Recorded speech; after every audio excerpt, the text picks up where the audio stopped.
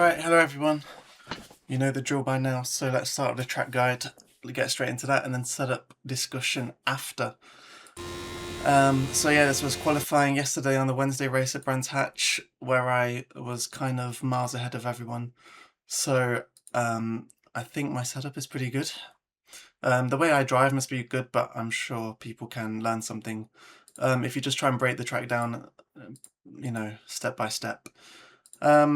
It's very high downforce setup, so driving like a bit of a maniac, but that's kind of what you got to do at a track like this.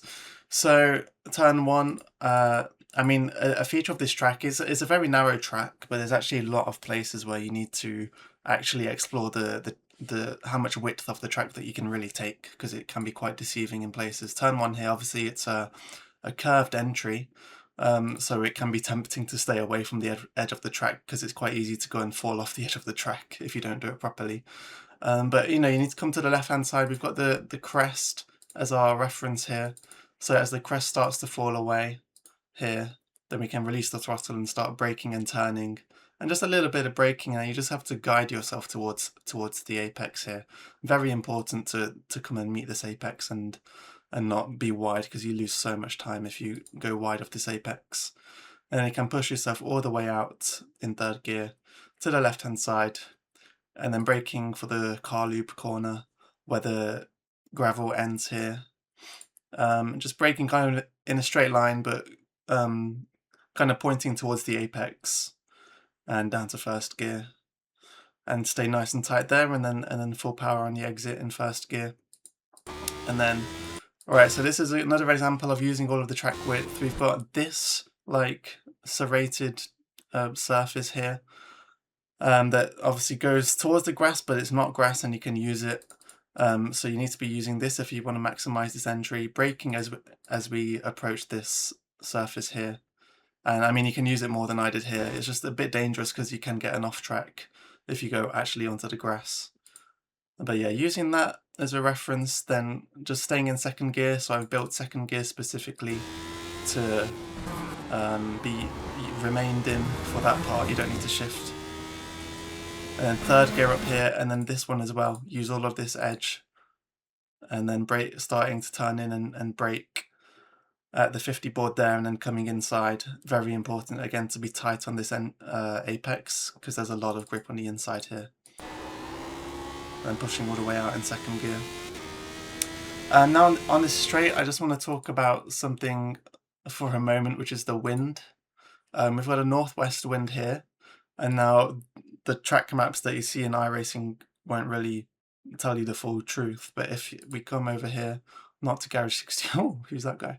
Not to Garage 61, but to Brands Hatch in Google search, then come to maps. Here's an actual map of Brands Hatch, and if you'll notice, if we have a northwesterly wind, which is coming from the northwest, which is over here, it's blowing down in this direction, and look here, we've got the main straight. So on this occasion, we had a wind blowing us down the main straight, and so we're going to gain a lot of speed here, and it also means that we can get away more with running a very high downforce setup when the wind is kind of, I mean, the car is acting as a sail now. The wind is pushing, our high wings along the track, and it's kind of accentuating the effect of having the high downforce. If it was the opposite, if it was a headwind that we had and it was pushing against us, then that would really penalize us for having a high downforce setup. So that's just one example of how the setups vary a lot with track conditions. Also very high track temp and usage here, so want all the grip that we can get. But fourth gear has been built to max out at the end of the straight. Don't go to fifth gear, because then for turn 5 you want to drive like really fast through turn 5. So no changing gear, because that's just going to make it more difficult. Stay in fourth gear, lift, but not even a full lift. And you just need to feel the grip. I mean, it's up to you with your wheel and your force feedback. You just need to feel the grip level and feel the confidence. Practice doing this as fast as you can. Push into the edge of the track here. And then for this one, brake. So for this one, the reference is the 50 board. We're starting to turn in just after the 50 board. And then for turn 6, we've got this brown patch on the track. which is my braking and turning reference. So starting to brake, very short amount, and then just throw the car in third gear, very quick downshift to third gear. Using all of that curb, using all the exit road. And then for turn 7, again we've got a crest for reference, so we come up to here as the track kind of straightens out, and then this is when I brake and start turning in. And again, just use all of that curb here. Yeah. So again, just driving like a bit of a madman round here, but it's very fun when you hook it up. Brake before the 50 board, second gear, use all that curb, stay within that curb. And then here, braking before the 50 board, and just flick it to the right. And that is the qualifying lap at Brands Hatch. Alright, so let's talk a bit about the setup for those who are inclined to listen. And I mean, I do have some, I think, interesting things to say, useful things, because obviously I build my setups. I've had time to do that at the moment during the week, but I'm still going to be making probably changes between now and the race. And as I mentioned, you know, it really can depend on track conditions. I mean, I've come into a test session here. It's a west wind, so it's slightly different, so it will have slightly less of a positive effect on a high downforce setup, which might mean that I want to take a couple of clicks off a rear wing, or not. But so let's first look at the exact qualifying setup that I used on that lap. So yeah, I think, hold on. Yeah, it was this, the HDF setup. So basically I want to talk first about downforce, then second I want to talk about the anti-roll bars. So when it comes to front wing, this is the least I would use. We've got the maximum front wing angle, and then just changing the wicker on the front to change the downforce level. So what you can do if you'd like is try like 0.5 and just see what effect it has on the car. I think if you've never really experimented with setup before, I think this is one thing that you can do. Like it should have quite a noticeable impact. I mean, if you put it to none first, and then you put it to 0.5, do a few laps on each, you'll notice straight away how much more responsive the car is on 0.5. The problem is, if you go too high, the car becomes too quick. Like you'll just steer a little bit and the car will like turn really quickly. And that relates to the ARBs that I want to talk about in a moment. But yeah, you can try higher. The thing is, for the race setup, I did use higher. So I've got, I didn't use this. I used, yesterday I used 0.375. And definitely at the beginning of the race run, when the car is heavy, 0.5 is actually really nice. The problem is that when the car loses fuel as you do the race and becomes lighter and lighter, it becomes more and more responsive.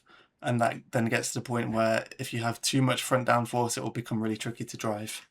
And then obviously, whatever you do with that, yeah, I had 6.3 yesterday on the rear wing angle. But you can take this down if you want more straight line speed, although that's not really a huge thing at Brands Hatch. It's more about drivability. Like if you go higher on the rear wing angle, it will be better at the end of the race, but it will be worse at the beginning of the race when the car is really heavy. So yeah, if you want to mess around with this, then be sure to do that. And then let's talk about the ARBs. So I began the week with what I had from Zandvoort, which is something like this, if I remember rightly, or 0.95. And this is where I was having the issue through turn 5 here and 6.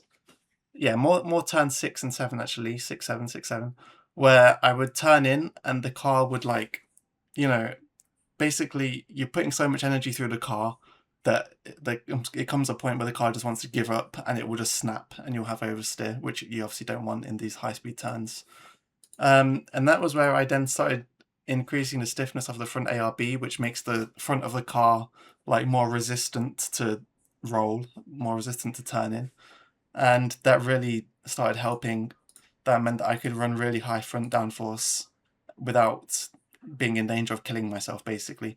But even with this setup, even with this really stiff front ARB, it's still the case that if you steer too much through those turns, you can really easily unsettle the car, especially when you're going over the curbs, like I showed in the guide. You really have to go over the curbs at those turns. So yeah, that's something that well, it's more just for your information, really. Anyone who's interested to know about that. That's the kind of thought process that goes into this. Then on the rear, you can also kind of affect the balance of the car with the rear ARB as well. If you go stiffer on this, it becomes more edgy. If you go softer on this, it becomes more numb and dull and understeery. So yeah, just trying to find a balance with that.